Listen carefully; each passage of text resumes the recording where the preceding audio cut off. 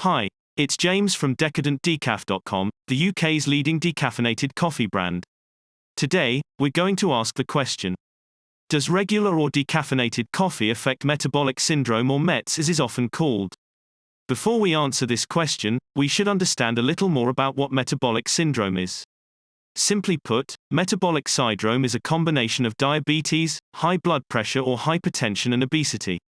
It puts you at greater risk of getting coronary heart disease, stroke and other conditions that affect the blood vessels. And can consuming coffee potentially prevent the risk metabolic syndrome?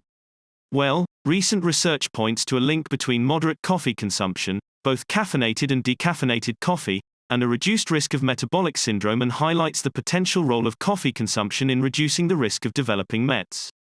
So, what the research about?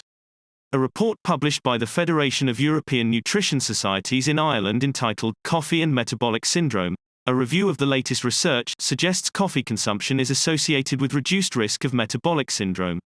How was the research carried out?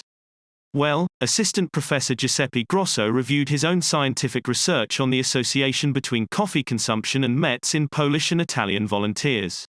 The study explored the potential mechanistic perspectives behind the inverse association and suggests that polyphenols contained in coffee may be involved in the inverse association, specifically phenolic acids and flavonoids.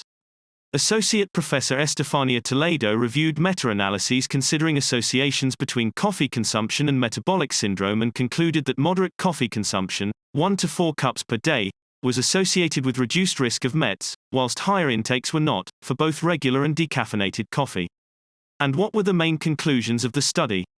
The study suggests that drinking 1 to 4 cups of coffee per day is associated with a reduced risk of MetS in observational studies.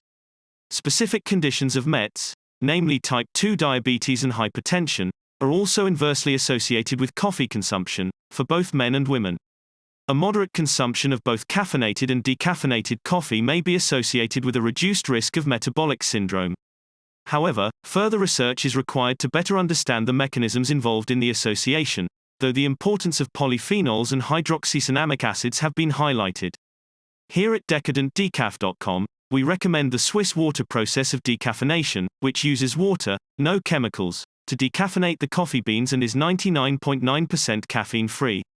To find out more, please visit www.decaf.com or check out our YouTube channel for more videos on decaf, caffeine and coffee topics.